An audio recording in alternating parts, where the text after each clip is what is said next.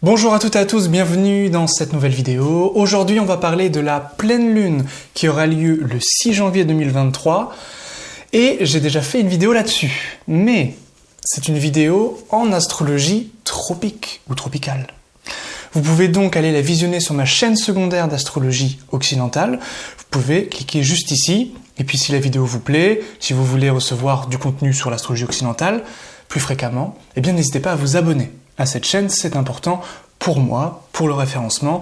Alors aujourd'hui nous allons parler de cette pleine lune en indienne. Alors c'est très simple, l'astrologie indienne est une astrologie dite sidérale.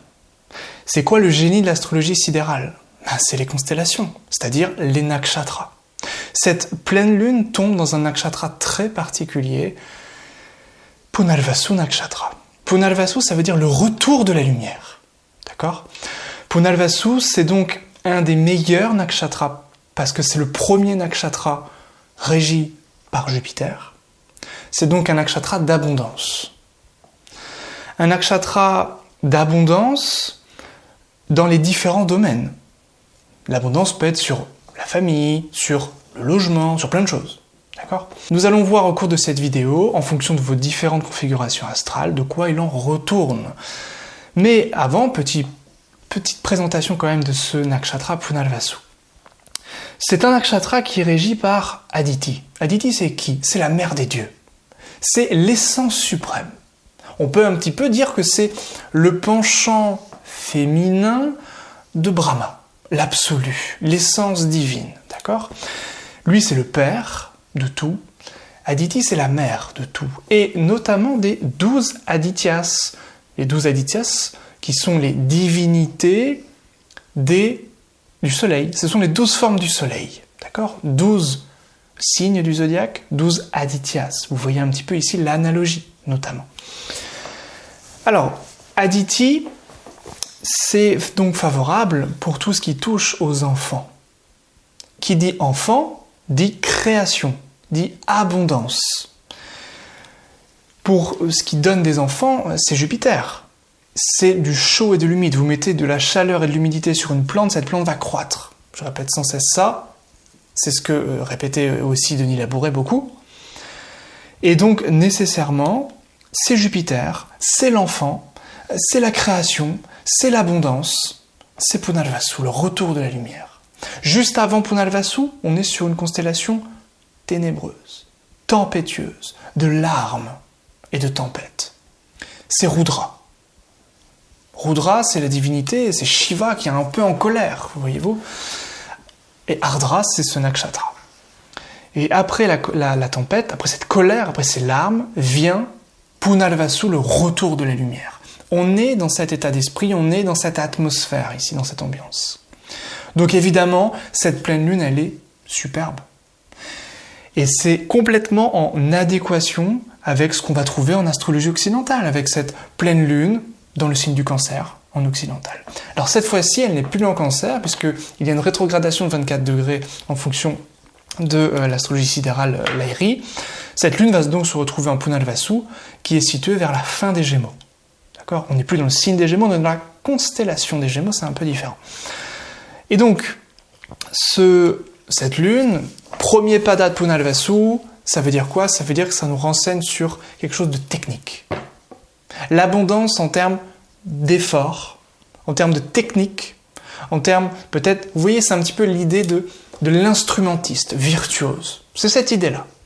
C'est cette idée que nous pouvons, pour atteindre une excellence, parvenir ou s'ouvrir à la technique. Un astrologue qui ne compte que sur son intuition sans apprendre un petit peu la connaissance, le savoir technique, n'ira pas loin. C'est la même chose ici avec cette pleine lune. C'est-à-dire que ça va nous inviter, avec ce pada numéro 1 de Punarvasu, à rentrer dans plus de technicité, dans plus de virtuosité pour recevoir l'abondance. Abondance qui sera encore une fois en fonction des différentes configurations. C'est vraiment une des meilleures étoiles, une des meilleures constellations d'étoiles, Punarvasu. C'est relié au mythe de Rama. Donc je vous invite à lire le Ramayana. Rama, c'est en 2 mots, en 2 lignes, un prince d'Ayodhya, qui est une ville en Inde, une cité, qui a été trahi par sa belle-mère et qui donc a dû subir l'exil forcé. Il a passé 12 ou 13 ans, 12 ans je crois, 14 ans, je ne sais plus, en exil dans la forêt, avec sa compagne et son frère, Lakshmana. Et évidemment, ils ont subi beaucoup de péripéties, et il a lutté contre le démon Ravana, qui renseigne sur l'ego. C'est la métaphore de l'ego, voyez-vous. Et donc, nécessairement, Rama, le mythe de Rama nous renseigne sur comment on transcende l'ego, grâce à l'ascèse, grâce aussi à notre entourage, notre fidélité à notre femme, notre fidélité à notre frère. Le Hanuman, il rencontre Hanuman, une sorte de divinité, de singe divin qui est fidèle à Rama et qui l'aide à sauver sa femme qui, à un moment donné, se fait capturer par le démon Ravana, qui est immortel. Donc tout ça, c'est un petit peu la puissance de Jupiter face à Rahu. Rahu va représenter l'ego, Ardra, avec Rudra tout à l'heure. Et juste après, on a la victoire de la lumière sur les ténèbres, c'est-à-dire de la spiritualité, de l'abondance, de la lumière, de la connaissance sur l'ignorance ténébreuse. Voilà un petit peu l'idée avec Punarvasu. Et puis ensuite, Rama retrouve son trône en revenant dans sa cité d'Ayodhya. Donc c'est ça un petit peu, cette puissance au niveau de cette pleine lune en Punarvasu. Bien sûr, ça a une signification. Ça veut dire que les gens marqués par Punarvasu souvent réussissent la deuxième tentative. Première tentative, ils se foirent, ils attendent un petit peu, ils reviennent et ils y arrivent. Regardez Donald Trump, qu'on aime ou on n'aime pas, là n'est pas la question. Ce qui est important, c'est simplement de comprendre le symbole qu'il y a derrière cette manifestation. Il s'est présenté une première fois aux élections présidentielles, échec. Évidemment, il a dû attendre, parce que c'est la procédure. Et ensuite, la deuxième tentative, ça a été la bonne. C'est exactement cette énergie-là. Donc, si vous avez un projet, si vous avez quelque chose qui vous tient à cœur, ou si même vous avez des planètes en Punarvasu, cette pleine lune risque de vous faire, entre guillemets, échouer une fois, eh bien revenez et vous verrez qu'il y a quelque chose qui se passe. D'accord ? Voilà, alors ensuite on peut évidemment parler un petit peu de l'aspect de Ketu, qui, comme j'avais dit dans cette vidéo, concernant, donc sur l'astrologie occidentale, concernant le trigone de Neptune, on a la même chose ici avec le trigone de Ketu, qui est une sorte de mélange, si vous voulez, entre Neptune et Uranus. En ce sens qu'il va nous renseigner sur le côté atypique d'Uranus, le côté décalé d'Uranus, et le côté intuitif, discret de Neptune. Donc là, évidemment, on peut ressentir un petit sentiment d'abandon, parce que c'est relié au mythe de Rama, durant cette période, surtout si vous avez des planètes ici situées à environ 21 degrés des Gémeaux en astrologie sidérale.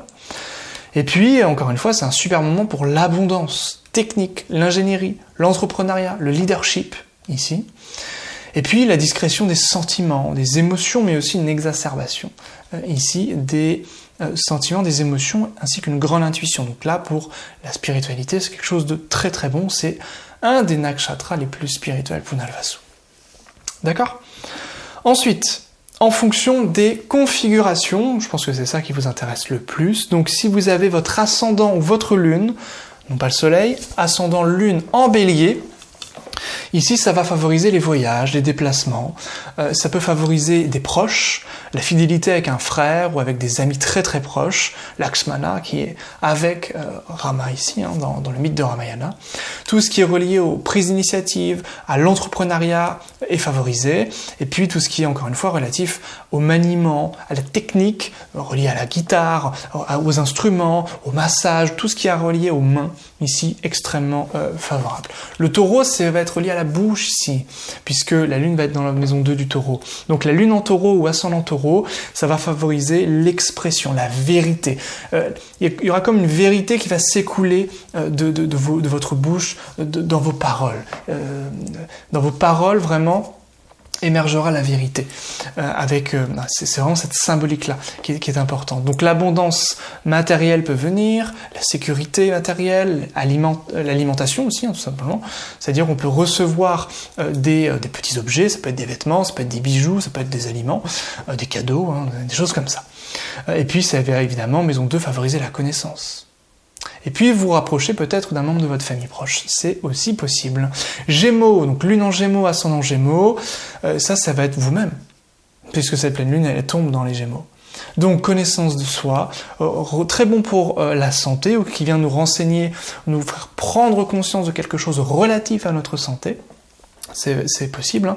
Ça va être généralement, comme encore une fois, cette pleine lune est très très bonne ici.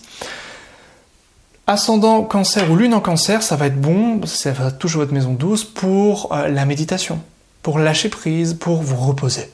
C'est un moment pour prendre du recul, pour vous reposer, pour méditer, et puis moins pour agir en revanche. Ça peut être bon aussi pour investir. Bon. Ascendant Lion ou lune en Lion, ça va être bon, tout ça touche votre maison 11, donc bon pour le salaire, bon pour votre réputation au sein de votre réseau social ou au sein du réseau d'amis, tout simplement. Et puis c'est bon pour la clientèle, évidemment, là ça peut venir aussi. Ascendant Vierge ou lune en Vierge, eh bien bon pour le leadership ici, la carrière, le progrès, c'est la maison 10, l'autorité, les figures de pouvoir ici. C'est bon pour la réputation également de manière générale.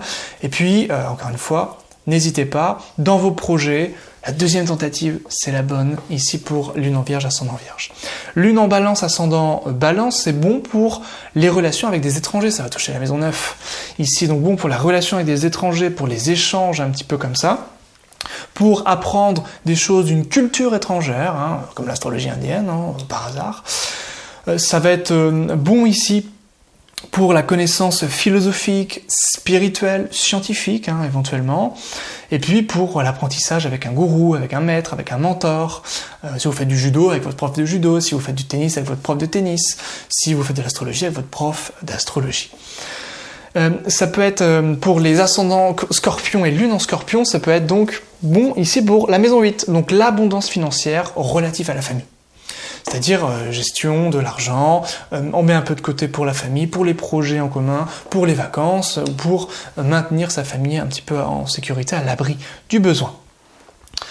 Scorpion aussi, ça peut être bon pour les siddhis, donc les pouvoirs occultes. Vous voyez, lire un petit peu dans les choses, lire entre les lignes, pour gérer un petit peu, ou pour transcender plutôt notre style aussi, c'est des choses importantes, pour la recherche, tout simplement pour la recherche. Ici, ça peut être aussi bon pour les héritages, ou si vous attendez des aides, évidemment tout dépend en fait du contexte de votre situation, donc ça peut être aussi bon pour des aides sociales. Sagittaire, c'est la maison 7, donc ça c'est très bon pour les voyages lointains. Maison 7, c'est le lointain, ici, on l'oublie souvent. Ça peut être évidemment bon pour le couple. Ça peut être très intéressant pour un mariage. Ici, pour l'union, pour un partenariat, pour une collaboration, pour les voyages. Le ascendant Capricorne, le lune en Capricorne, ça va être bon, ça touche la maison 6, pour la mise en place d'une routine quotidienne, pour la santé, pour votre hygiène de vie. Ça peut être très bon pour un animal de compagnie, pour un rapport que vous pourrez avoir avec un animal de compagnie. Si par exemple vous devez vous pouvez vous procurer un animal de compagnie, un chat, un chien, etc., eh bien, c'est un bon moment pour ça également. Et puis, si vous avez des serviteurs, ça on est plutôt au XVIIe siècle, mais avec les serviteurs, les esclaves, etc. Mais si vous êtes en tant que salarié, en tant qu'ouvrier, ou tout simplement l'ambiance au bureau, peut être intéressante aussi pour vous, ascendant Capricorne. Ou si vous avez aussi une femme de ménage, un serviteur, évidemment, c'est également valable. Verseau, ça va toucher la maison 5, ça va être bon pour les enfants, ça va être bon pour la créativité, ça va être bon pour la naissance d'enfants donc, et ça va être bon pour tout ce qui touche au mantra. La maison 5, c'est la maison, on l'oublie souvent, de la répétition, des cycles. C'est pour ça qu'on dit que c'est la maison du karma, bon c'est pas vraiment juste, mais c'est surtout la maison de la répétition.